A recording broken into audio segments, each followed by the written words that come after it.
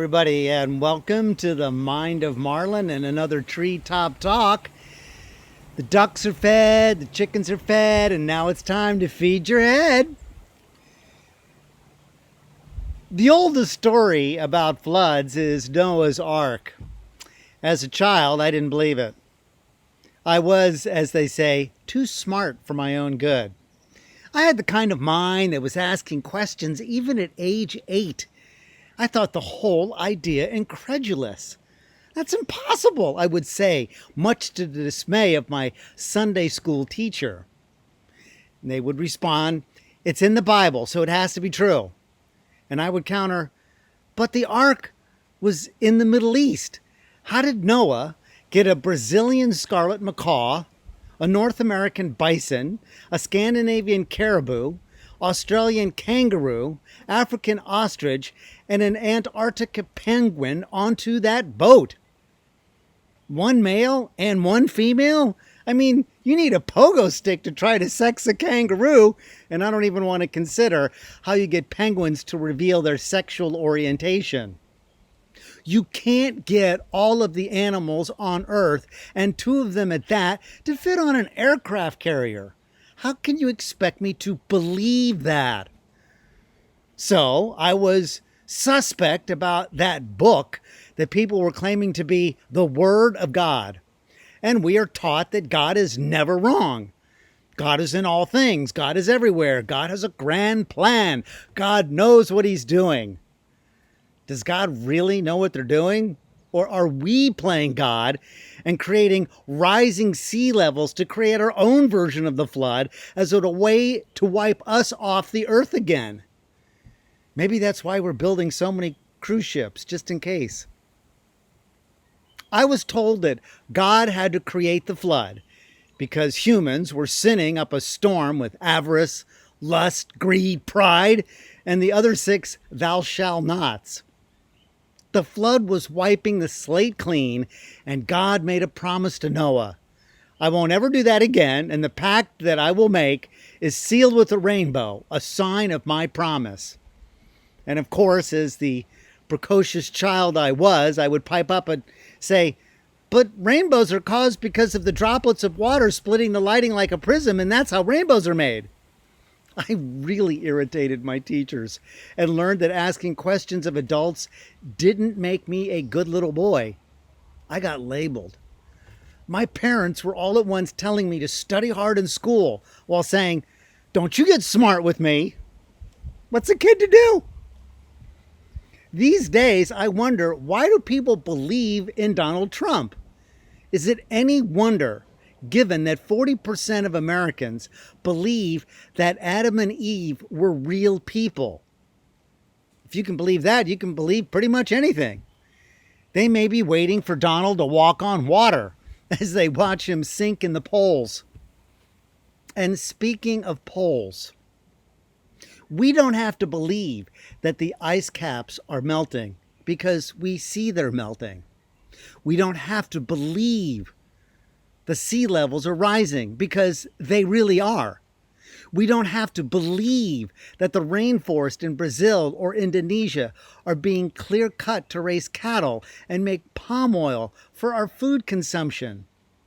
It doesn't matter what we believe because it's happening. Yet almost the same percentage of people believe it isn't happening. What the fuck? You don't believe in science. You know there is no faith involved. Magicians tell us not to believe our eyes, but then we see them turn a woman into an endangered species. We don't really believe that the magician has the power to actually transform a woman into a tiger. We know it's an act. We love to be fooled and accept that as an illusion. The magician provides brilliant misdirection, so we don't see what is really happening. And we don't know how it's done. But we suspend our disbelief and pay good money for it. In today's world, the fossil fuel industry is doing exactly the same thing as a magician. They misdirect us and would have us believe that climate change is an illusion, that it isn't real, that we shouldn't believe our eyes or the scientists behind it. not unlike the church back in the day when people could be burned at the stake for making their own choice about what to believe. It's called heresy, which literally means choice.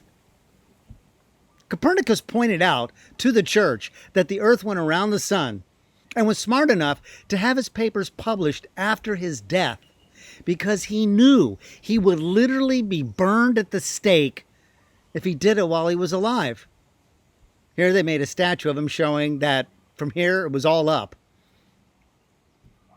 The church threw Galileo into prison for teaching Copernican theory, and it was only in 1992, 359 years later, that the church finally and officially accepted the heliocentric universe and cleared Galileo of heresy. Just a generation ago, Al Gore was saying that the climate was changing, and he was considered a heretic and was burned at the stake of public opinion. What Al believed was profoundly at odds with what was generally accepted at the time. But the times have changed and the climes have changed. Imagine where we would be right now as far as renewable energy, wind power, solar power, carbon capture, if the Supreme Court had ruled in favor of Al Gore instead of a George Bush presidency. Look, here's the chart. 2000. And where we are now, and the difference in temperature between then and now. Ironically, there's a profound role reversal, because now it is the church and the Pope himself who are the ones accepting the science, while the fossil fuel industry and a pretty consistent percentage of Republicans who consider climate change not man-made.